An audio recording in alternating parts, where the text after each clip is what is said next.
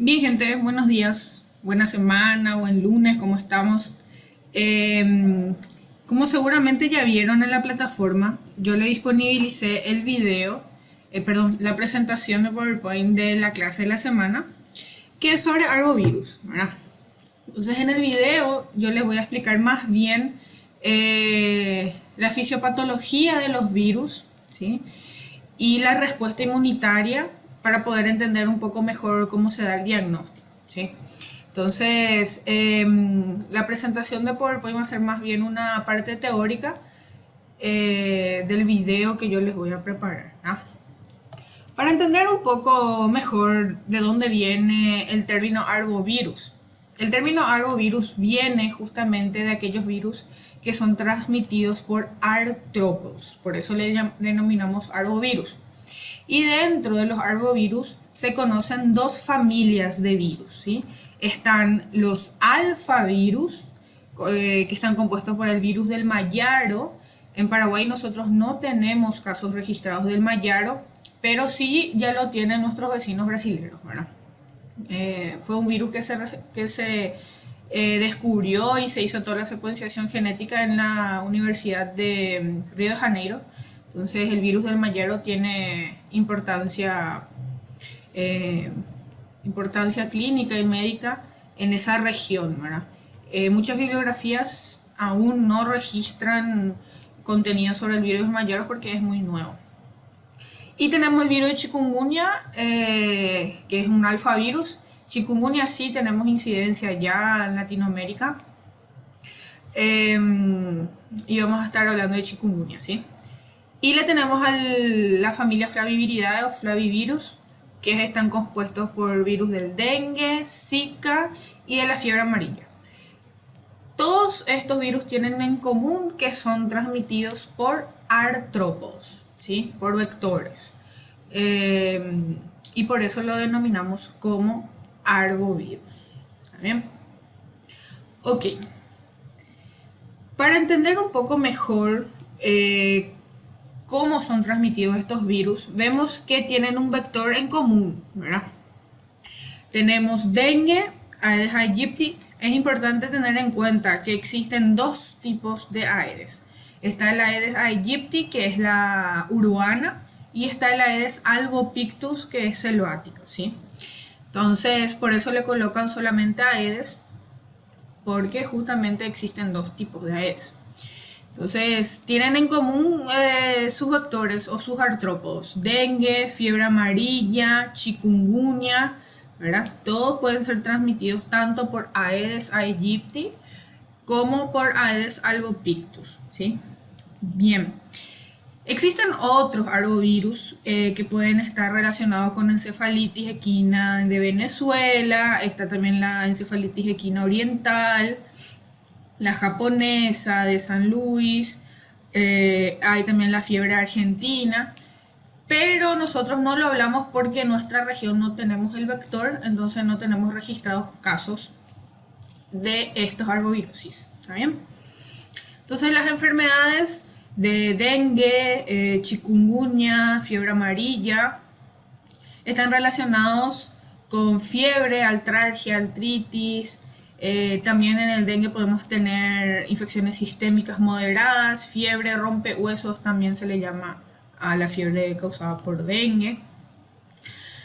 Podemos tener fiebre hemorrágica del dengue, síndrome del shock del dengue.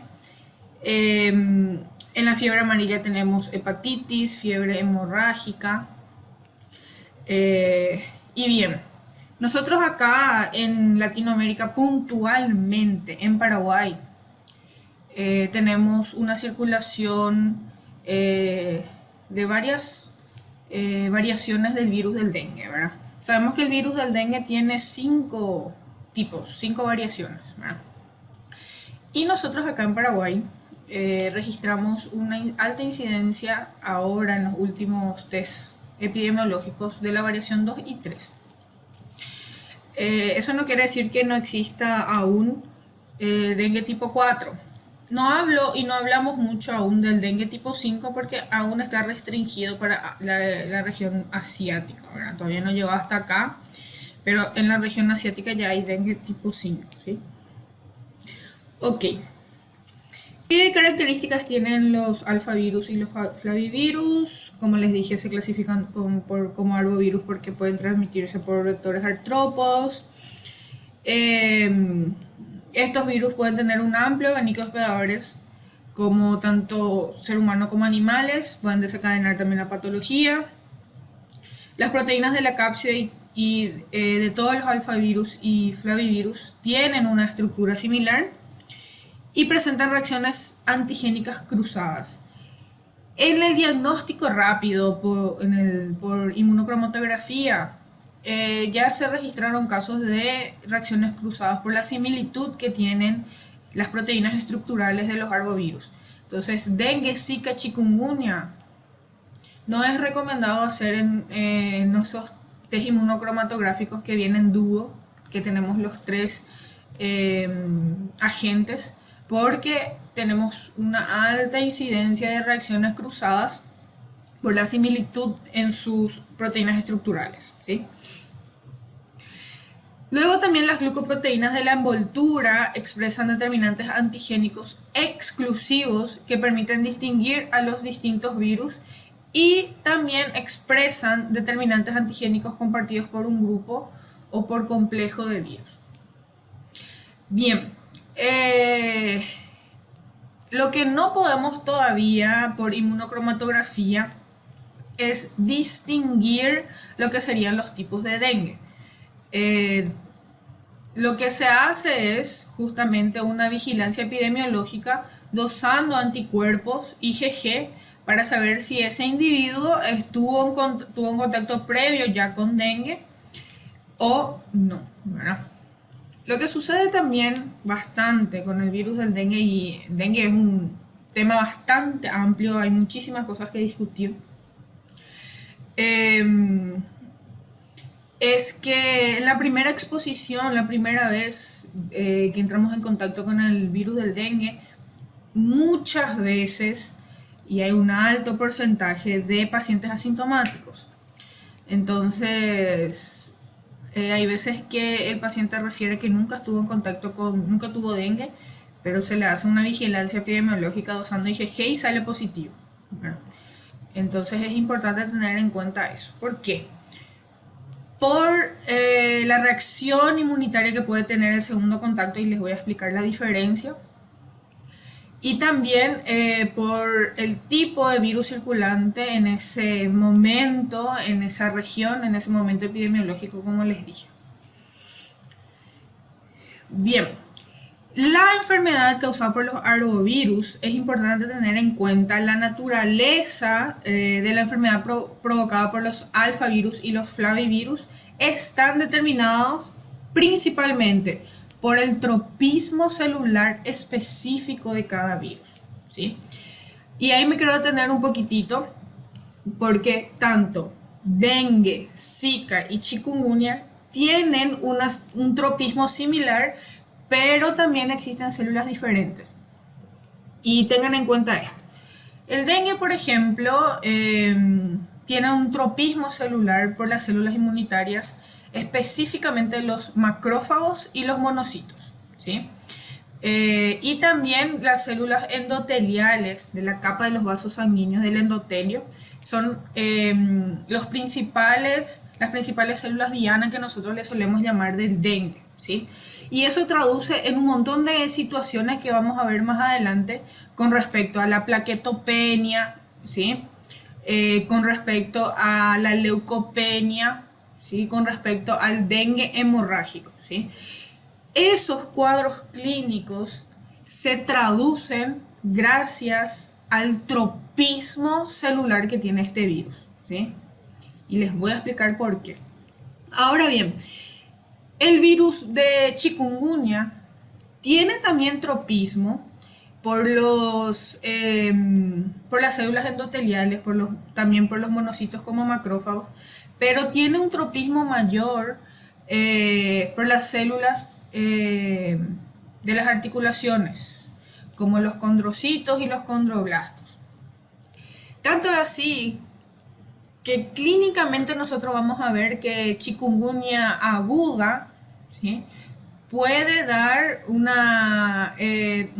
intenso dolor en las articulaciones porque el virus se está replicando en los condrocitos y en los condroblastos.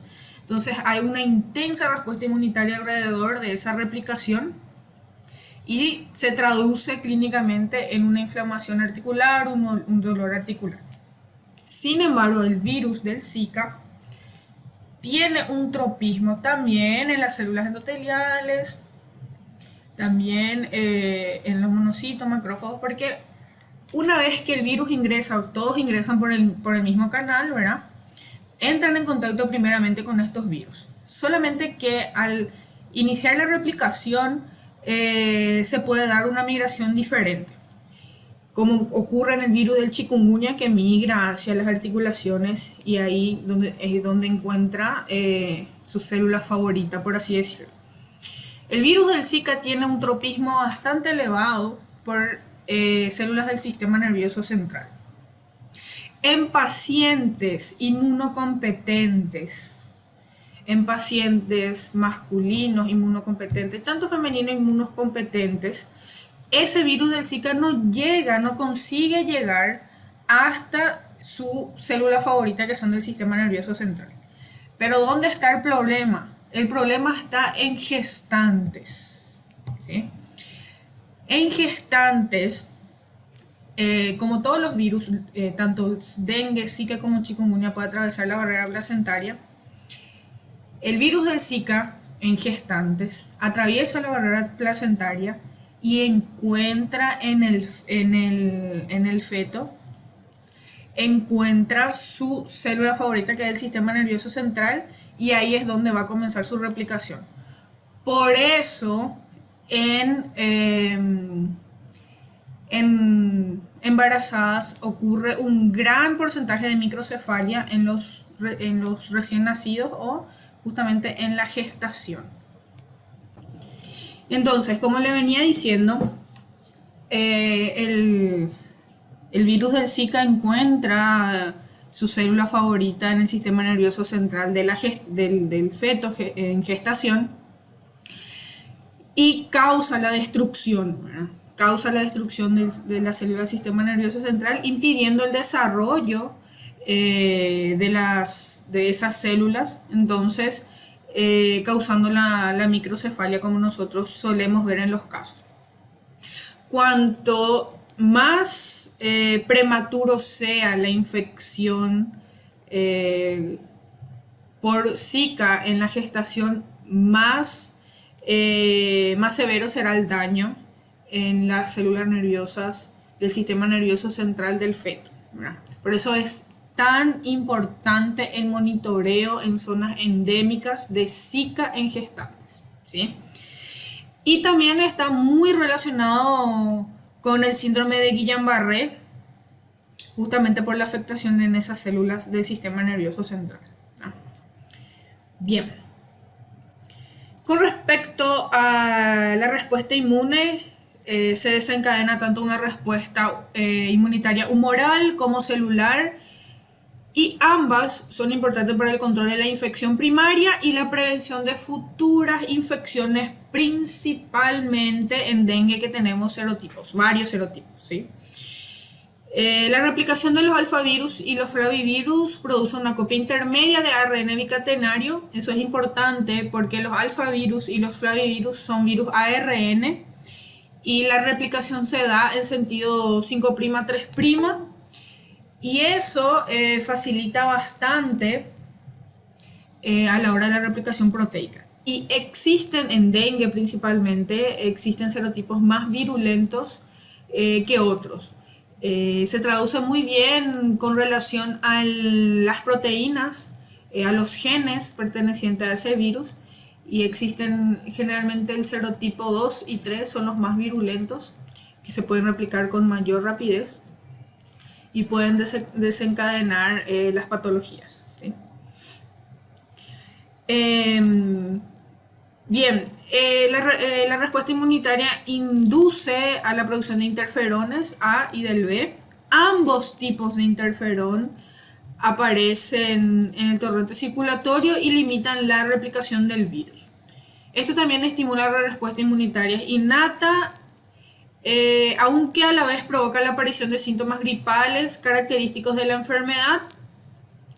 La inmunoglobulina M circulante se sintetiza a los 6 días del comienzo de la infección, seguida de la producción de inmunoglobulina G. Bien. Bien, le voy a tratar de explicar un poquitito cómo funciona. Yo sé que no es el mejor de los dibujos, pero vamos a tratar de darle vida. Bueno, lo que nosotros tenemos acá es un vaso sanguíneo, ¿verdad? Las paredes con las células endoteliales. Tenemos a los macrófagos, ¿verdad? Macrófagos. Voy a poner en otro color para no confundirnos. Acá están los macrófagos en tejidos, monocitos en sangre, monocitos, macrófagos. Y también todas las otras células. Pero a nosotros lo que nos interesan justamente son las células dianas de los virus, ¿sí? Por eso les coloqué acá. Bueno, ¿qué ocurre? Me picó una vez aegypti, ingresó el virus y el virus va a ingresar dentro de los monocitos para iniciar su replicación. Ingresa dentro de los monocitos, inicia su ciclo replicativo. ¿Sí? Secuestra a la célula e inicia su ciclo replicativo. Lo que ocurre es que vamos a tener una replicación masiva de estos virus dentro de estas células, que también van a ser necesarios los macrófagos que están en tejido y también se van a empezar a replicar dentro de él. ¿Qué ocurre? Ocurre que voy a tener la liberación de muchos virus, no solo del dengue, sino de todos los otros virus. Y esos virus van a ingresar de nuevo en diferentes tipos de células para iniciar su replicación. ¿Qué va a ocurrir? Se va a mandar una señal inmunitaria para que justamente se trate de eliminar esos agentes extraños. Pero ¿qué va a ocurrir ahí? Nosotros vamos a tener la activación de nuestra respuesta inmunitaria humoral y celular. Van a venir los linfocitos. Podemos tener varios tipos de linfocitos a este nivel. Linfocito T, también vamos a tener linfocitos NK. Pero ¿qué ocurre? Ocurre que estos linfocitos NK, estos linfocitos T van a decir, bien, nosotros podemos eliminar el virus, pero también vamos a eliminar las células que contengan a ese virus dentro. Se van a comenzar a eliminar todas las células que están infectadas por los virus. Entonces yo voy a comenzar a tener menor producción sanguínea, menor producción de los monocitos en torrente sanguíneo. Y eso se traduce en una leucopenia. ¿Sí? Que son la disminución de los glóbulos blancos. ¿Qué ocurre? Estos linfocitos y esta eliminación de las células van a activar todo lo que sea las interleucinas, todos los mediadores inflamatorios, van a activar las moléculas quimiotácticas y todo lo que tiene que ver con la reacción inflamatoria. ¿Qué va a suceder? Van a comenzar a migrar más monocitos, más leucocitos, va a aumentar el proceso replicativo, van a venir los linfocitos, van a eliminar todas las células que contengan los virus y eso va a causar, esa eliminación causa lo que nosotros le llamamos como daño endotelial o daño del endotelio. Ven cómo las paredes del endotelio van a comenzar a romperse, ¿sí? por la respuesta inmunitaria, ¿verdad? Que va a venir todo lo que sea proceso inflamatorio, todo lo que sean las interleucinas, los linfocitos, van a eliminar lo propio y lo ajeno para tratar de eliminar el virus. ¿Ahí qué ocurre? Se van a activar factores de la coagulación, ¿verdad? Como las plaquetas principalmente. Factores de la coagulación.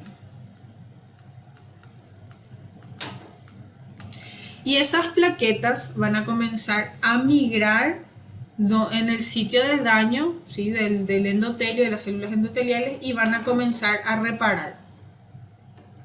¿Sí? Van a intentar reparar estas paredes. ¿Y qué ocurre con las plaquetas? Que van a estar justamente en endotelio, pero no van a ser suficientes. Por eso, cuando hay el daño endotelial, después de la fase febril y todo más, yo voy a tener también, y voy a borrar para que no se confundan acá,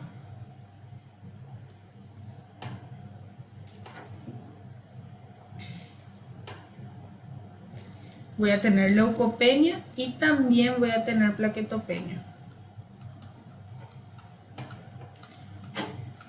No es porque el virus ataca la plaqueta, sino que porque las plaquetas son insuficientes en torrente sanguíneo, son indetectables porque están justamente trabajando en la restauración del daño que hubo en la pared del endotelio, ¿sí?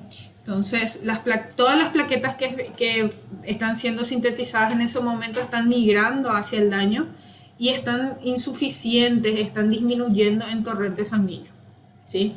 Entonces, esa creencia de que el virus elimina las plaquetas no es así. Cuando nosotros tenemos una plaquetopenia y una leucopenia es porque la respuesta inmunitaria está actuando, pero está siendo insuficiente, ¿sí? Entonces por eso hay que monitorear bastante bien las plaquetas, porque cuando comienza a aumentar las plaquetas en torrente sanguíneo quiere decir que la lesión ya está siendo eliminada de alguna forma por las plaquetas, por los factores de coagulación, y ya se está restableciendo la concentración de plaqueta en sangre.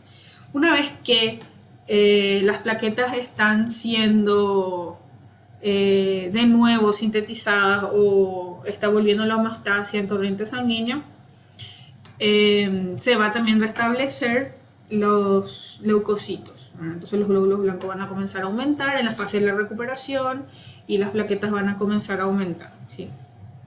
Bien, esto es muy a grandes rasgos de cómo actúa justamente la respuesta inmunitaria frente al virus, en este caso el virus del dengue, ¿sí?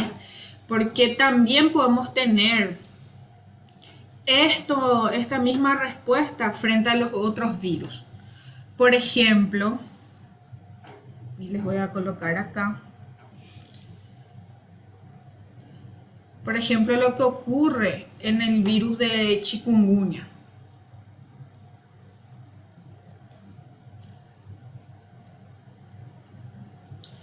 Virus de chikungunya, vamos a suponer que yo tengo acá una articulación, un hueso, lo que sea, como tiene tropismo en las células de las articulaciones, yo voy a tener acá la presencia del virus, pero también voy a tener la presencia acá de las células de la respuesta inmunitaria, ¿verdad? Entonces lo que ocurre es que el virus va a ingresar dentro de esta célula y va a activar toda la respuesta inflamatoria, ¿verdad? Va a activar la replicación de este virus, va a activar todo lo que nosotros conocemos como la fagocitosis, pero la fagocitosis solamente va a ayudar en el proceso replicativo, va a activar a los linfocitos NK, ¿verdad? Va a activar a los linfocitos T, a los linfocitos B, a todo lo que sea proceso inflamatorio. Y esto se traduce en la clínicamente se va a traducir en dolores articulares o en artritis, ¿sí? Porque yo voy a tener un proceso inflamatorio agudo con relación a ese proceso replicativo viral. Entonces, como siempre yo les vengo diciendo, ¿verdad? Muchos de los cuadros clínicos, para no decirle todos, están relacionados con la respuesta inmunitaria frente a esa gente, porque el virus no tiene la capacidad de activar, de activar por sí solo una patología, ¿verdad? Porque los virus son partículas proteicas. Entonces, la replicación que ocurre no es intencionada. El virus lo que hace es utilizar la maquinaria de la célula hospedadora, secuestra la célula hospedadora para poder replicar sus proteínas. Pero la consecuencia es que el sistema inmunitario ve como algo extraño y comienza a sintetizar todas estas respuestas que estamos viendo, que se traducen en el cuadro clínico.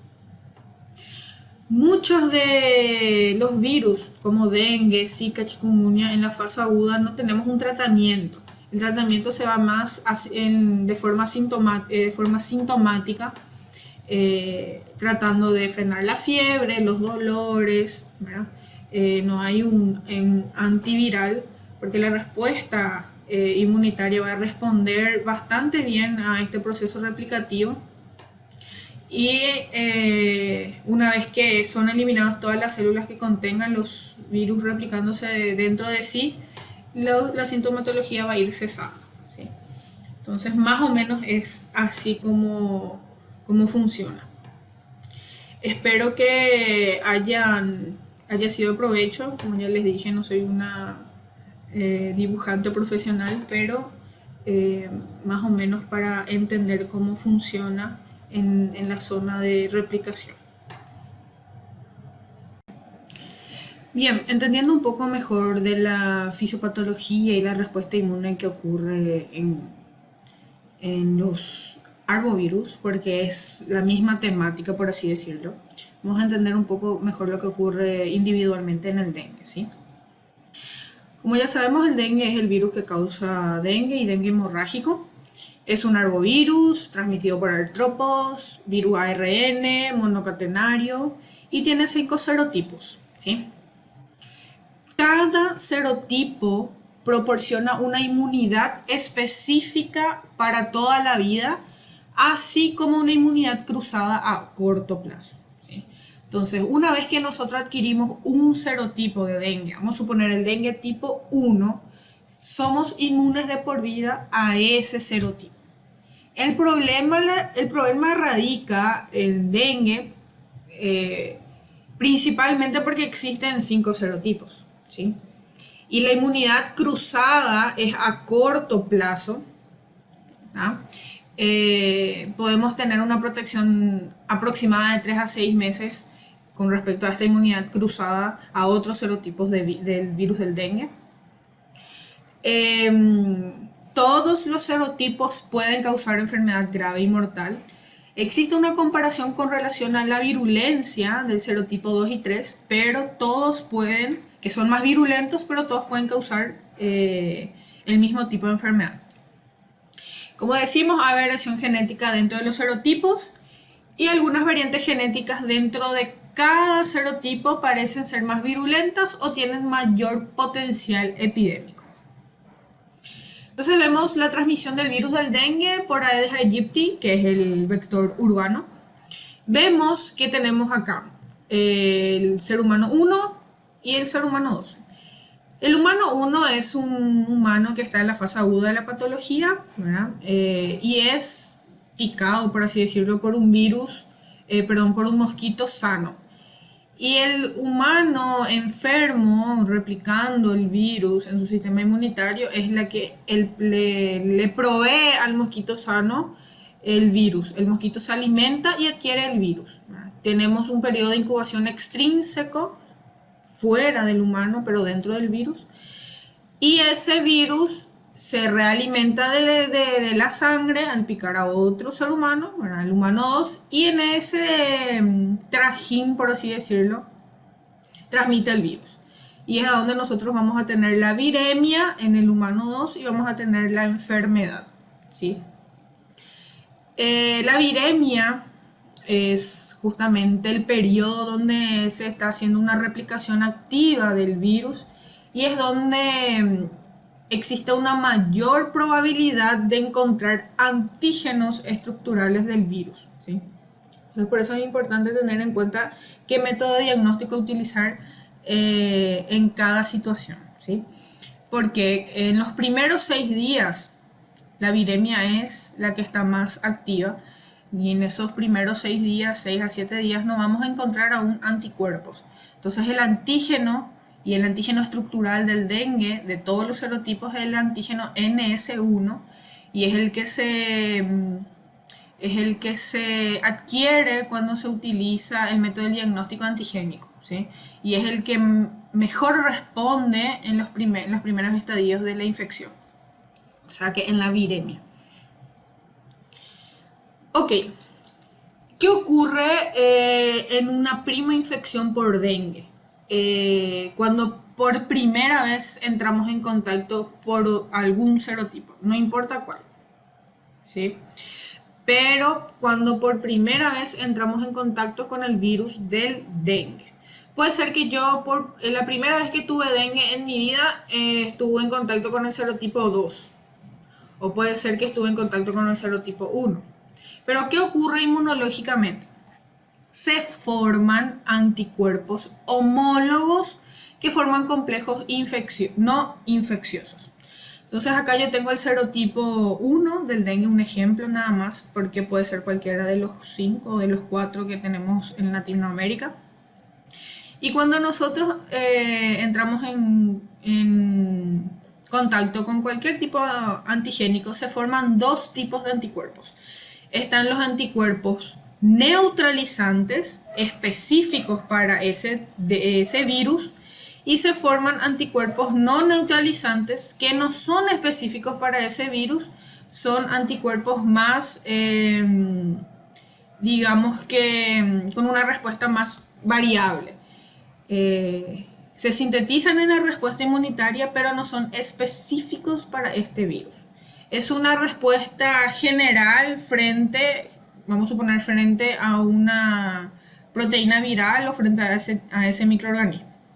Entonces, nosotros tenemos acá el virus del dengue con su serotipo. Se sintetizan anticuerpos neutralizantes, anticuerpos no neutralizantes y se forma el complejo antígeno, anticuerpo neutralizante, ¿sí?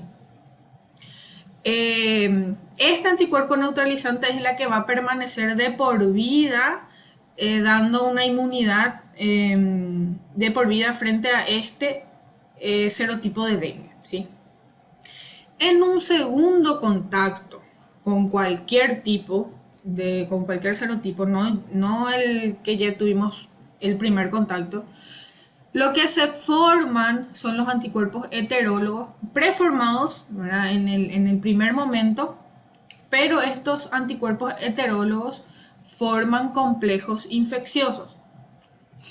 Se sintetizan en primer momento estos anticuerpos heterólogos, forman el complejo anticuerpo no neutralizante virus del dengue, pero tienen que tener en cuenta que también se van a ir formando los anticuerpos neutralizantes para esta variación, para este serotipo. Pero en primer momento lo que se da es la formación antígeno-anticuerpo no neutralizante.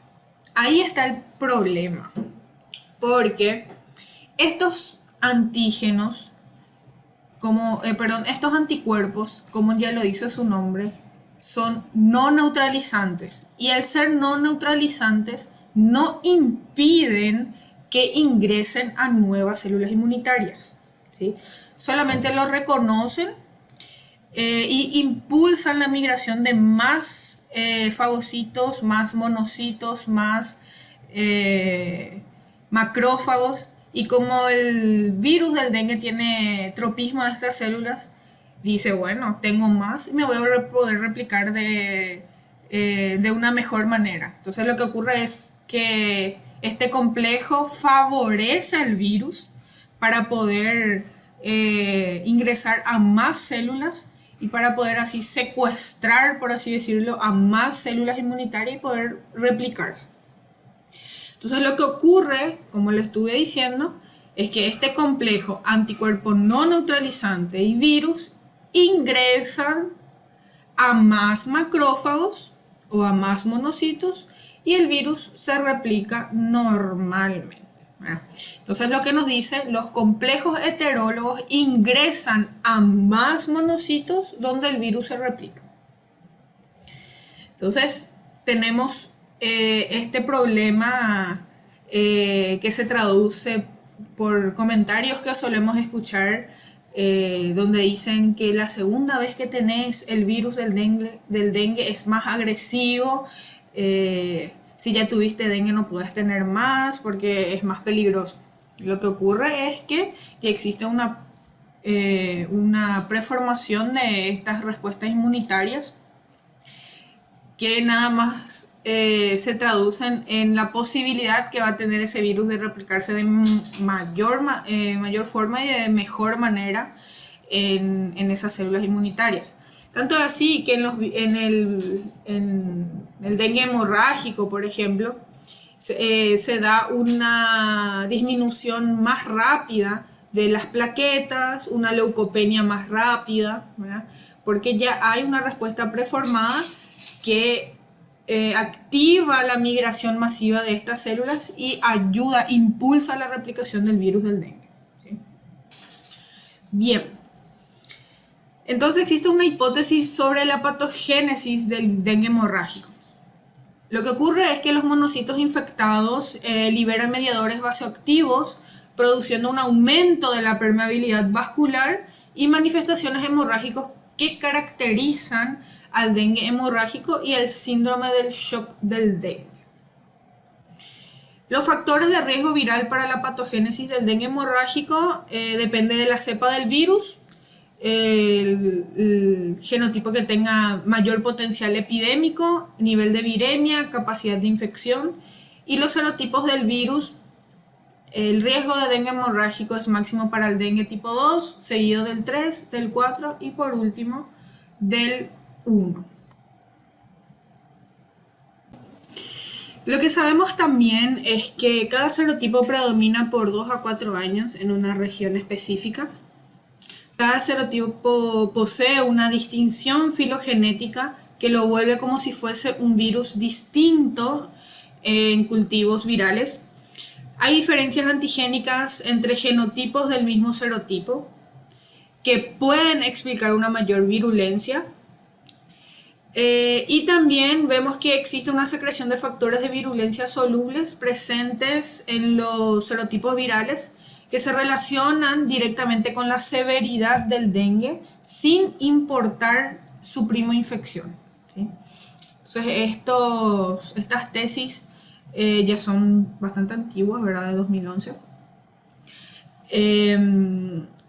Y ellos descubrieron que justamente existe una variación antigénica importante dentro de los serotipos y que dependiendo del serotipo puede ser que la primoinfección sea también aguda dependiendo de qué tipo de dengue sea, ¿verdad?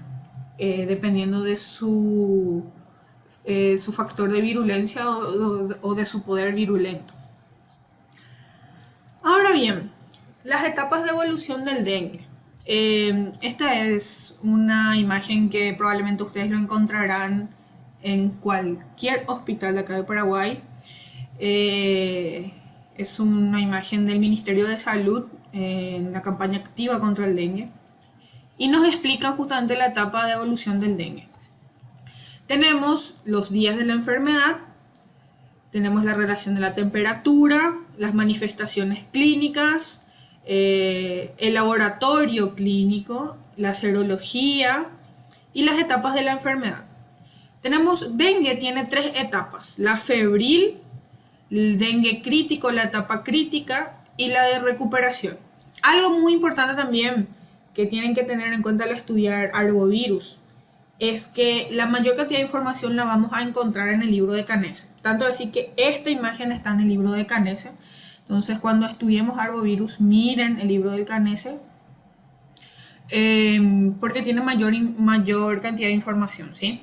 Les dejo el tip, como así se dice. Entonces, vamos. Nosotros tenemos los primeros días, ¿sí? Vemos que con relación a la temperatura, a partir del día 1 hasta aproximadamente el día 3 y 4 hay un aumento de la temperatura significativa. Mi paciente va a tener fiebre, va a tener dolor muscular. Acá también podemos tener la aparición de petequias, ¿verdad? Cuando comienza a descender la temperatura. Pero tenemos que tener en cuenta lo siguiente. La fase del aumento de la temperatura o la fase febril está directamente relacionada con la etapa de viremia, ¿sí? Con la etapa de replicación viral. Entonces, el aumento de la temperatura se traduce también con la etapa de la viremia. ¿Para qué yo quiero saber la etapa de la viremia? Para el diagnóstico serológico. En esta etapa febril y virémico, yo voy a encontrar antígeno NS1, ¿sí? Entonces, ¿cuándo? Ustedes me van a preguntar probablemente, ¿y cuándo yo puedo pedir antígeno NS1? Febril, virémico, ¿sí? Entonces mi paciente me va a llegar probablemente al segundo día de fiebre, así tengo fiebre, dolor muscular, siempre hay que preguntar de qué zona es y ya para saber si tenemos datos anteriores de casos de dengue, por ejemplo. Entonces, etapa febril y virémico, antígeno NS1, ¿sí? Ven que el anticuerpo IgM todavía está por debajo de la detección. Bien, acá también, otra cosa, etapa febril plaquetaria. Las plaquetas en esta etapa aún van a estar normalizadas, ¿sí? Muy bien. Entonces, la potencial manifestaciones clínicas potenciales de deshidratación. Entonces, vamos a la segunda etapa del dengue. Vemos que la segunda etapa del dengue es la etapa crítica. ¿Y por qué? Vemos que con relación a la temperatura ya hay una disminución importante de la temperatura. Ya no estamos en una etapa febril, no tenemos fiebre, nuestro paciente no tiene fiebre.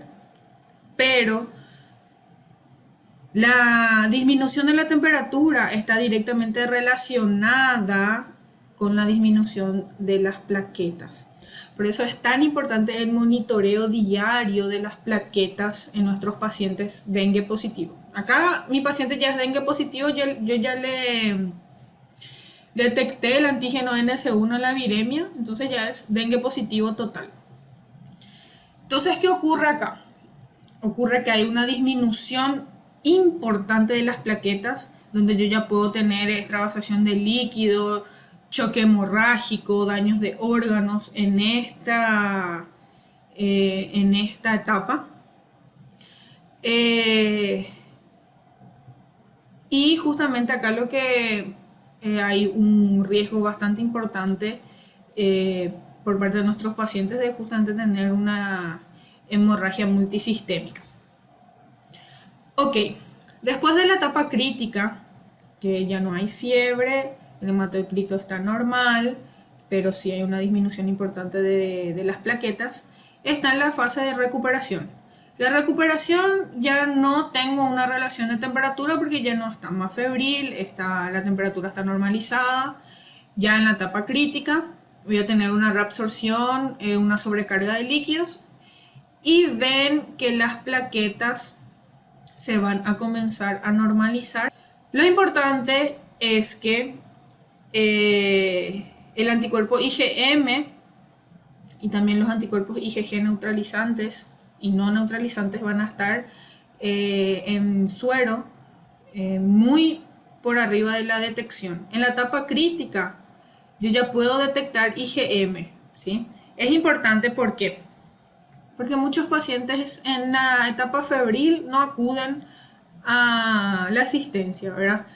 Van a tomar su cetamol, van a tomar su novalgina, va a ver que su fiebre va a bajar, pero van a comenzar a tener sangrado de encía, sangrados nasales, ¿verdad? Que ya es la parte de la fase crítica. En la fase crítica se darán cuenta que el antígeno NS1 no tiene ninguna importancia en el diagnóstico. Van a ser los anticuerpos lo que van a aparecer en esta etapa, ¿sí? Entonces, en la etapa crítica, donde no hay fiebre, ¿sí? Donde el hematócrito está normalizado en un hemograma, probablemente tenga todavía leucopenia, ¿sí? Porque eso es lo que les voy a explicar. Justamente le expliqué en el video de la fisiopatología. Voy a tener leucopenia probablemente porque la leucopenia recién se va a normalizar en la fase de la recuperación, ¿sí? Voy a tener acá plaquetopenia, leucopenia, con desviación a la izquierda le solemos llamar. ¿Por qué? Porque la desviación a la derecha es cuando tengo un aumento de los leucocitos, neutrófilos y todo más, pero acá yo voy a tener un aumento de los linfocitos con respuesta inmunitaria, ¿sí? Entonces por eso le llamamos desviación hacia la izquierda. Voy a tener disminución de los leucocitos y aumento de los linfocitos en un hemograma. Bien, entonces para el diagnóstico en la fase crítica es importante dosar ya los anticuerpos, tanto IgG como IgM. El antígeno NS1 pierde totalmente su valor diagnóstico a partir de la fase crítica. Y así, los anticuerpos no tienen ningún valor diagnóstico en la fase febril. En la fase febril es el antígeno quien tiene valor diagnóstico, ¿sí? Entonces, espero que hayamos entendido más o menos. Vamos a encontrarnos luego en la conferencia para ver si surgen algunas dudas con respecto a esto, ¿sí? Es importante también tener en cuenta que el dengue se puede clasificar en dengue sin signos de alarma y dengue con signo de alarma, ¿no? Y también en dengue grave. Estos son los signos que puede presentar mi paciente, ¿sí?